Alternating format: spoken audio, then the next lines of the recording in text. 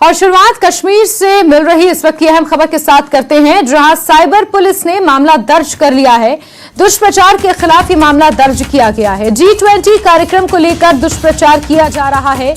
अंतर्राष्ट्रीय कॉल्स द्वारा ये प्रोपेगेंडा फैलाया जा रहा है और इसी के मद्देनजर जम्मू कश्मीर साइबर पुलिस ने मामला दर्ज कर लिया है। दुष्प्रचार के खिलाफ मामला दर्ज हुआ है। कुछ ISD नंबरों का सहारा लिया जा रहा है, जिसके जरिए G20 को लेकर दुष्प्रचार किया जा रहा है। उसके खिलाफ एक प्रोपेगेंडा चलाने की बड़ी साजिश यहां पर रची जा रही है। इसी के खिलाफ साइबर पुलिस ने यह मामला दर्ज कर लिया है। G20 कार्यक्रम को लेकर जो दुष्प्रचार किया जा रहा है कुछ फोन कॉल्स के जरिए, उसी के मद्देनजर साइबर पुलिस ने यह प्रकरण यहां पर दर्ज किया है।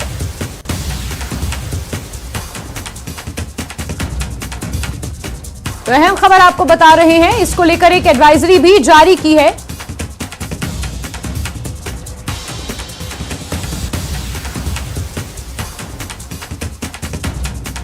और सीधे रुख करेंगे हमारे सीनियर एडिटर तेजेंद्र सिंह सोडी का, इस खबर पर ज्यादा जानकारियों के साथ मौजूद हैं। तेजेंद्र जी, जिस तरीके से एक और प्रोपेगेंडा चलाया गया है, पहले सोशल मीडिया और अब कुछ ISD नंबरों का सहारा लिया जा रहा है और G20 कार्यक्रम को लेकर जो दुष्प्रचार किया जा रहा है, साइबर पुलिस ने इसको लेकर अब प्रकरण दर्ज कर लिया है। इसके इतर क्या कुछ जानकारियां मिल पाई हैं तेजेंद्र जी?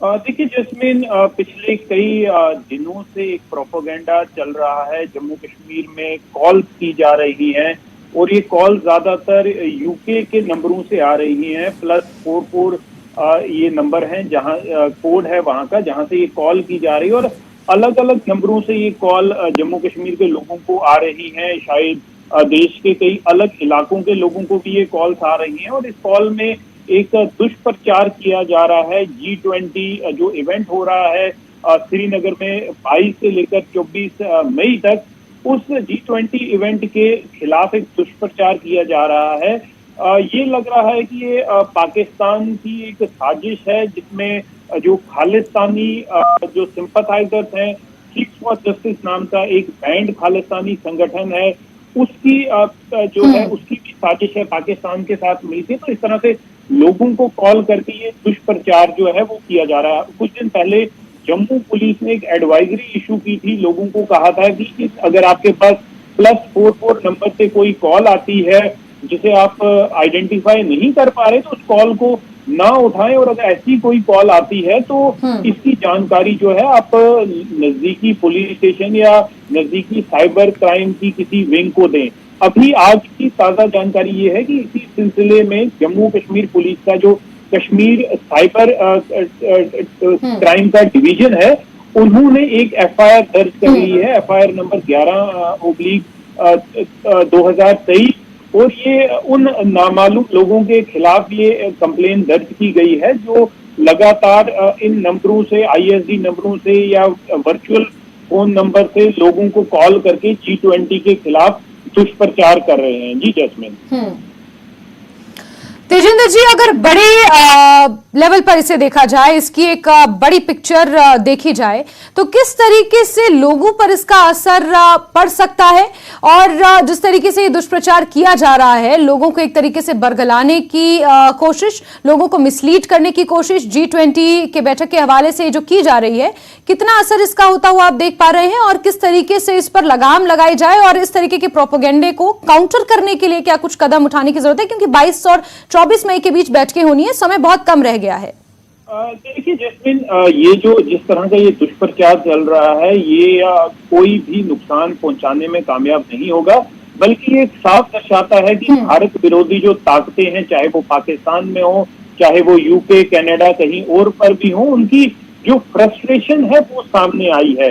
इस तरह कॉल करके कश्मीर, क्योंकि कश्मीरी लोग ये समझ चुके हैं कि उनकी जो भलाई के लिए G20 इवेंट हो रहा है, 20 मुल्कों के रिप्रेजेंटेटिव जो हैं वो कश्मीर आएंगे, कश्मीर घाटी को देखेंगे और एक पूरे वर्ल्ड में एक मैसेज आएगा कि कश्मीर जो है एक टूरिज्म हब है, लोग कहीं से भी बिल्कुल आसानी से यहाँ पर आके रह सकते हैं, जम्मू कश्मीर को एंजॉय कर सकते हैं। तो एक वो मैसेज आएगा, लेकिन उस मैसेज जो जिस तरह से ये फोन कॉलिंग की जा रही है या सोशल मीडिया पे दुष्प्रचार किया जा रहा है, इससे उन लोगों वो खुद एक्सपोज हो रहे हैं। और कश्मीर के लोग ये जानते हैं कि इस तरह का इवेंट उनके फायदे के लिए हो रहा है। हालांकि जम्मू कश्मीर पुलिस ने लगातार एडवाइजरी इशू की है। पहले जम्मू पुलिस ने एडवाइजरी इशू की थी, क्योंकि जम्मू में लोगों को कॉल आने जब शुरू हुए, उसके बाद कश्मीर घाटी में भी लोगों को कॉल आने शुरू हुए और वहां पर भी पुलिस ने इस चीज का कॉग्निजेंस लिया है और उस कॉग्निजेंस लेने के बाद ना सिर्फ एफआईआर दर्ज की है, लेकिन लोगों को ये एडवाइजरी दी गई है कि आप इन फोन को ना उठाएं। हो सकता है अगर आप ये फोन उठा रहे हैं, कहीं ये आपसे डिटेल लेकर, कहीं आपसे ओटीपी लेकर, कहीं ये आपके बैंक अकाउंट के साथ कोई गड़बड़ी ना करें, तो इन चीजों का जो है लोगों को बिल्कुल डायरेक्शन दे दी गई है कि वो इन कॉलों से बचें, सावधान रहें और इस तरह की किसी भी अफवाह पर ध्यान ना दें। जी जैसे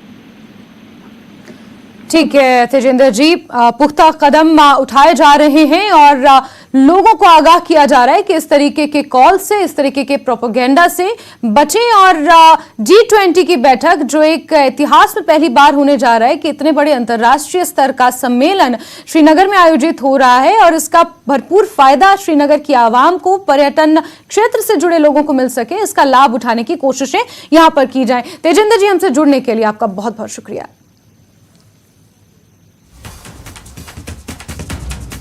आगे बढ़ते हैं। श्रीनगर में G20 बैठक से पहले सीआरपीएफ के विशेष कमांडो विशेष नाव से डल झील में गश्त कर रहे हैं। बैठक शेर कश्मीर इंटरनेशनल कन्वेंशन सेंटर में निर्धारित की गई है। स्थिति पर नजर रखने के लिए हाई एंड ड्रोन और सीसीटीवी कैमरों का भी इस्तेमाल किया जा रहा है।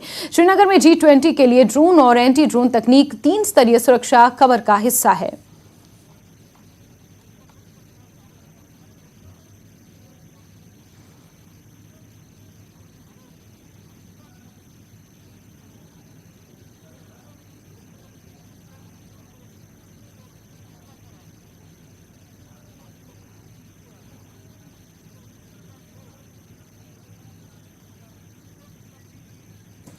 वहीं कश्मीर में होने वाले G20 सम्मेलन को लेकर पुंछ में सुरक्षा बलों की तरफ से काफी चौकसी बरती जा रही है। पुंछ नगर में बाहरी क्षेत्र में जहां सैन्य शिविर, सीमा सड़क संगठन के शिविर सहित जितने भी महत्वपूर्ण ठिकाने हैं उनके निकटतम क्षेत्रों में तलाशी अभियान चलाया गया है, जिसमें एसओजी और सीआरपीएफ के जवानों ने बड़ी संख्या में भाग लेते हुए महत्वपूर्ण ठिकानों के आसपास के क्षेत्रों के साथ साथ रहने वाले लोगों के पहचान पत्र देखने के साथ उनके घरों को भी खंगाला है।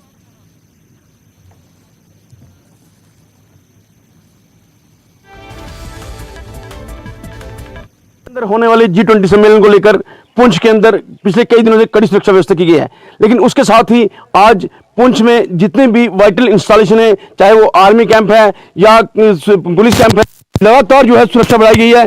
G20 जो है वो पूरी तरह सुरक्षित और अमन के साथ निपट सके, क्योंकि G20 पे पूरी दुनिया की नजर लगी हुई है और जम्मू कश्मीर के अंदर पहली बार इस तरह की बैठक होना जो है पाकिस्तान को जो है नागवारा है, लेकिन पाकिस्तान अपनी नापाक हरकतों को करने के प्रयास कर रहा है। लेकिन हमारे सुरक्षा बल जो हैं वो लगातार सुरक्षा जो है व्यवस्था कड़ी करके हर जो एक चुनौती का सामना करने के लिए तैयार हैं। आप देख सकते हैं कि किस प्रकार जो है पूरे इलाके में बड़ी तादाद में सुरक्षा बलों के जवान जो हैं इस समय तलाशी अभियान चला रहे हैं ताकि किसी प्रकार की कोई घटना यहां ना हो सके। Munish Sharma, news India network, Poonch. Srinagar में G20 की बैठक की तैयारियां जोरों पर चल रही हैं। 22 से 24 मई को होने वाली बैठक के लिए श्रीनगर को खास तौर पर सजाया गया है। चप्पे चप्पे पर सुरक्षा के पुख्ता इंतजाम किए गए हैं। सरकार की तरफ से विदेशी मेहमानों के स्वागत के साथ उन्हें कश्मीर और भारत की संस्कृति और विरासत से रूबरू कराने के लिए खास इंतजाम किए गए हैं। न्यूज 18 के एडिटर नेशनल ब्यूरो शैलेंद्र वांगू से खास बातचीत में केंद्रीय पर्यटन मंत्री जी किशन रेड्डी ने कहा कि पीएम मोदी का आदेश है कि विदेशी मेहमानों का स्वागत कुछ इस तरह से किया जाए कि यहां से जाने के बाद वो अपने देश में भारत के एम्बेसडर की तरह जाएं और मेहमान नवाजी, विरासत और संस्कृति के बारे में लोगों को बताएं। इस बैठक के क्या मायने हैं और इसका एजेंडा क्या रहेगा? इसमें कोई स्पेशलिटी ऐसा कुछ नहीं है। जनता का दृष्टिकोण से होगा, मगर गवर्नमेंट के दृष्टिकोण से आदरणीय प्रधानमंत्री नरेंद्र मोदी जी के नेतृत्व में G20 का भारत आज अध्यक्षता कर रहे हैं इस साल। इसके अंदर लगभग देश भर में 250 मीटिंग्स इन 56 सिटीज एंड लगभग 46 थीम्स के ऊपर अलग अलग मीटिंग्स हो रहे हैं। उसके अंदर एक मीटिंग श्रीनगर किया गया जी। क्योंकि ऑल स्टेट कैपिटल्स में इंक्लूडिंग यूटी ये मीटिंग्स हो रहे, उसके सिलसिले के अंदर ही श्रीनगर में स्पेशल मीटिंग हो रहे। मगर कोई इसका अलग करना चाहिए ऐसा गवर्नमेंट का कोई ऐसा दृष्टिकोण से नहीं कर रहे। जनरल मीटिंग जैसा होता है श्रीनगर में भी वैसी कर रहे हैं। सर, कश्मीर कैसे स्वागत करेगा विदेशी मेहमानों का, और क्या कुछ खास उनको वहां पर शोकेस किया जाएगा कश्मीर के सीनिक ब्यूटीज के बारे में, वहां के ट्रेडिशंस कल्चर के बारे में? देश भर में जितने भी मीटिंग्स अलग अलग जगह होगा, अभी मोर देन 100 मीटिंग्स हो गए जी। इसमें जैसा हर जगह छोटा शहर हो, बड़ा शहर हो, स्टेट कैपिटल हो, हर G20 मीटिंग में आदरणीय प्रधानमंत्री जी का आदेश है अच्छे स्वागत होना चाहिए जी।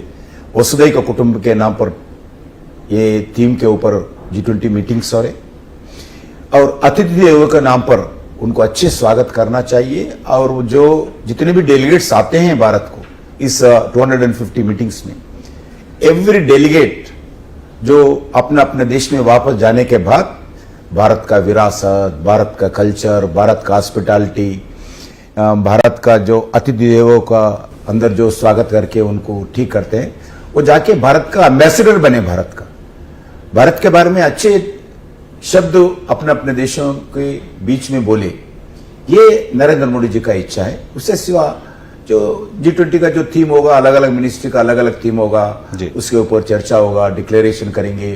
फाइनली मोदी जी के अध्यक्षता में दिल्ली में सभी दुनिया के अलग अलग देशों के प्रधानमंत्री हो, जो भी हो, एच ऑफ दी कंट्रीज से लोग आएंगे, उनका अध्यक्षता में फाइनल डिक्लेरेशन होगा। और मिनिस्ट्रीज का भी अलग अलग डिक्लेरेशन, मिनिस्टर्स लेवल मीटिंग्स जो अलग अलग स्टेट्स में होगा उसमें होगा। एग्जाम्पल आप टूरिज्म, पहला meeting Rann of Kutch white beach में हुआ गुजरात में। दूसरा मीटिंग हमारा सिलीगुड़ी वेस्ट बंगाल दार्जिलिंग में हुआ है। तीसरा मीटिंग अभी श्रीनगर में हो रहा है। लास्ट मीटिंग गोवा में टूरिज्म का मिनिस्टर लेवल का मीटिंग होगा। पूरा कंट्रीज का टूरिज्म मिनिस्टर्स आएंगे, उनके समक्ष में एक टूरिज्म दृष्टिकोण से घोषणा होगा, व्हाइट पेपर हो नहीं तो जो डॉक्यूमेंट हो घोषणा होगा, वो फाइनल प्रधानमंत्री मीटिंग के पास भी हो जाए। सर, कश्मीर को धरती का स्वर्ग कहा जाता है, तो आपको लगता है कि इस मीटिंग में जब डेलीगेट्स वहां पर आएंगे तो जब वापस जाते हैं तो कश्मीर, जम्मू कश्मीर जो है वो वर्ल्ड के टूरिज्म मैप पे काफी आगे बढ़ जाएगा, एक स्पेशल जगह? कश्मीर में भारत के अंतर्गत भूभाग है। भारत भी जैसा अलग अलग जो टूरिज्म दृष्टिकोण से सजाए जा रहे हैं, वैसे ही श्रीनगर में भी सजाए जा रहे हैं।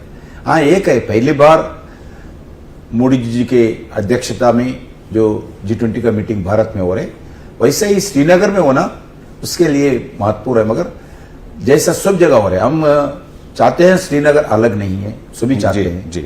जैसा हमारा बेंगलुरु है, जैसा चेन्नई है, हैदराबाद है, लखनऊ है, अहमदाबाद है, हमारे लिए वैसा ही श्रीनगर है। हमारे लिए श्रीनगर वैसे ही, उसी दृष्टिकोण से मीटिंग। पिछले कुछ सालों में हमने देखा है कि जो विदेशी मेहमान या विदेशी टूरिस्ट वहां पर आते हैं वो पिछले कुछ सालों में कम हुआ है, और बहुत सी कंट्रीज ने एडवाइजरी जारी की हुई है। तो आपको लगता है कि जब खुद वो डेलीगेट्स वहां पे आएंगे, वहां माहौल देखेंगे, तो वापस जाकर वो एडवाइजरीज पर रिकंसिडर करेंगे? एडवाइजरी अभी कोई देख रहे नहीं, क्योंकि आज जम्मू कश्मीर का स्थिति अलग है जी। आदरणीय प्रधानमंत्री जी नरेंद्र मोदी जी के नेतृत्व पर जम्मू कश्मीर के हर गांव के लोग। तो केंद्रीय पर्यटन मंत्री जी किशन रेड्डी को आप सुन रहे थे, जिन्होंने न्यूज 18 के साथ खास बातचीत की और जम्मू कश्मीर में G20 की बैठक होने वाली और किस तरीके से विदेशी मेहमानों का यहां स्वागत होगा और क्या महत्व रखता है G20 की ये बैठक, ये सम्मेलन जम्मू कश्मीर में, उसके ऊपर अपने विचार उन्होंने व्यक्त किए। बहरहाल वक्त एक छोटे से ब्रेक का है, जल्द हाजिर होंगे कुछ और बड़ी खबरों के साथ। ब्रेक के बाद बात करते हैं बड़ी खबर की। NIA को बड़ी सफलता मिली है, मोस्ट वांटेड आतंकियों को गिरफ्तार किया गया है। कनाडा में रह रहे 2 आतंकी गिरफ्तार हुए हैं। NIA की टीम मनीला से लेकर दिल्ली आई है। दिल्ली एयरपोर्ट पर औपचारिक गिरफ्तारी हुई है। ये 2 कुख्यात आतंकी हैं जिन्हें गिरफ्तार कर लिया गया है। इस वक्त की अहम खबर आपको दे रहे हैं। एनआईए को यह बड़ी सफलता मिली है। मोस्ट वांटेड आतंकियों को गिरफ्तार किया गया है। कनाडा में रह रहे दोनों आतंकियों को गिरफ्तार किया गया है। एनआईए की टीम इन दोनों को मनीला से लेकर दिल्ली पहुंची है और दिल्ली एयरपोर्ट पर दोनों की औपचारिक गिरफ्तारी हुई है। इस वक्त की बेहद अहम खबर आपको दे रहे हैं। एनआईए को एक बड़ी सफलता यहां पर मिली है, जहां मोस्ट वांटेड आतंकी गिरफ्तार हुए हैं। दोनों की तस्वीरें इस वक्त आप टीवी स्क्रीन पर देख पा रहे हैं। कनाडा से दोनों को गिरफ्तार किया गया है। कनाडा में ये दोनों रह रहे थे। दोनों ही कुख्यात आतंकी हैं, मोस्ट वांटेड हैं और एनआईए की टीम को एक बड़ी सफलता यहां पर मिली है। दिल्ली एयरपोर्ट पर इनकी औपचारिक गिरफ्तारी हुई है। इस वक्त की बेहद अहम खबर आपको बता रहे हैं। एनआईए को एक बड़ी सफलता हाथ लगी है, जहां दो कुख्यात आतंकियों को गिरफ्तार किया गया है। मनीला से दिल्ली एयरपोर्ट इन्हें लाया गया और दिल्ली एयरपोर्ट पर इनकी औपचारिक गिरफ्तारी हुई है।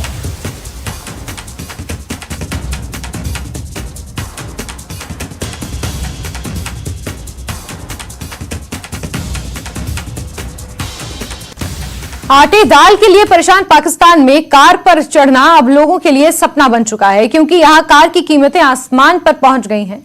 भारत में कार की कीमतों से तुलना करें तो पाकिस्तान में कार 7 गुना तक महंगी हो गई है। देखिए भारत में किस कार की कितनी कीमत है और वही कार पाकिस्तान में कितने में बिक रही है। कीमत हर मॉडल के सभी वेरिएंट्स के हिसाब से है। ऑल्टो भारत में इसकी कीमत है 3,53,000 और वही पाकिस्तान में है 5,12,000 रुपए। 22,51,000 से जो हाई एंड मॉडल्स हैं कुछ कारों के, वो 29,35,000 रुपए में पाकिस्तान में बिक रहे हैं।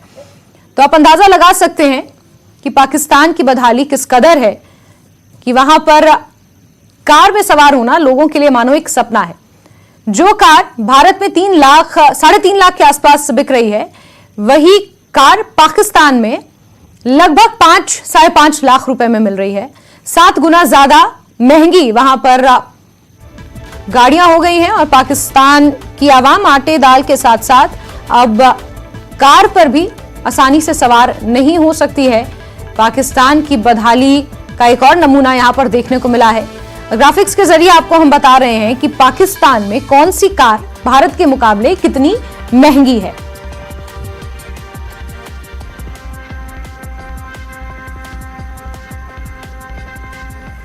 चलिए आगे बढ़ेंगे खबरों में। और गंडोह भलेसा के धड़की इलाके में अचानक आग लग गई, जिससे 3 रिहायशी मकान जलकर राख हो गए। आग लगने से लाखों रुपए का नुकसान हुआ है। यूटी गवर्नमेंट से ये कहना चाहता हूँ कि अगर हमारी ढड़काई बी में रोड होती, शायद ही ये जो इस वक्त हादसा पेश आया ये नहीं आ सकता था। और लिहाजा हम गरीब आदमी हैं और हमारे इस वक्त भी रोड नहीं है। 21वीं सदी में भी हमारे साथ सुकैली मां जैसा सलूक गवर्नमेंट बरत रही है और हमें पूरी अपनी एडमिनिस्ट्रेशन एसडीएम गंदोह से, डीसी डोडा से पुरजो मतलब उम्मीद है कि वो किसी रेड क्रॉस से और किसी तरह से हमारी मदद करेंगे, क्योंकि इस वक्त हमारे पास सिवाय अल्लाह ताला की मदद के कुछ नहीं रहा। जो भी था मकान में खाकसार हो गया, जल गया। शुक्रिया। मैं ढड़काई के लोगों को मुबारकबाद पेश करता हूं कि जिन्होंने जानी नुकसान कुछ नहीं होने दिया। यहाँ माल, इंसान और माल जो थे वो बच के, बाकी कोई भी चीज जो है वो बाकी इस मकान की नहीं। 3 डेरे थे, इसमें 3 भाई रहायश पजीर थे इसमें, और इसके आसपास में 6 रहायशी मकान जो थे वो बचा लिए गए।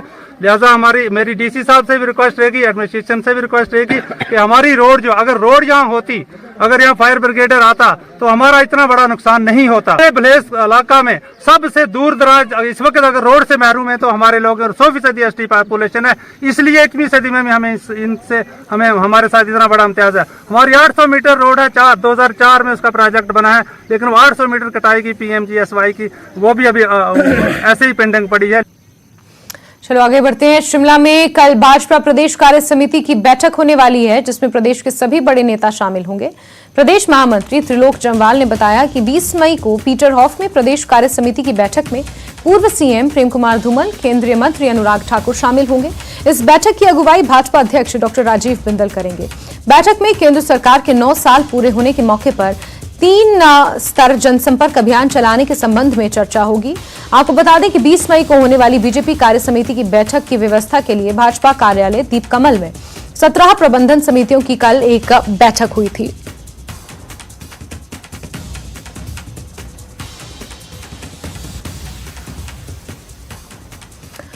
नूरपुर में थाना फतेहपुर के तहत पुलिस ने बेली अनुंतरा में अवैध खनन की सूचना पर छापेमार कार्रवाई की, जिसमें वहां पर एक पोखलेन 8 टिप्परों को पुलिस ने जब्त कर लिया है। नूरपुर एसपी अशोक रतन ने इस मामले की पुष्टि भी की है।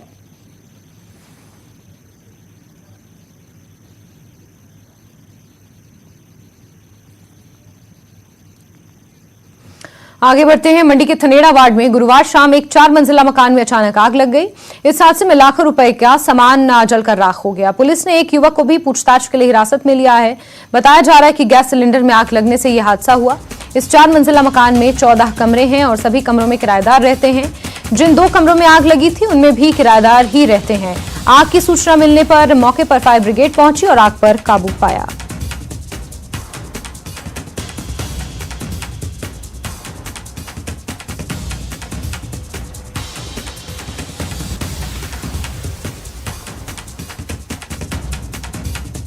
मैं टाना में रहती हूँ। मेरे पापा का घर है श्री परमदेव ठाकुर का, और यहाँ पे एक लड़के ने अपने किराएदार रहता था, उसने कमरे में आग लगा दी। थोड़ा सा मेंटली डिस्टर्ब है, तो जब आग देखी तो फिर फायर ब्रिगेड वालों को फ़ोन किया, तो फिर यहाँ साथ में पड़ोसी हेल्प करने आए। जितनी देर में यहाँ पे हेल्प नहीं आई तो उसके बाद अंडर कंट्रोल हो गई। अभी AFT जो हमारे पास वाहन है उसमें हर एक सामान जो है उपलब्ध है।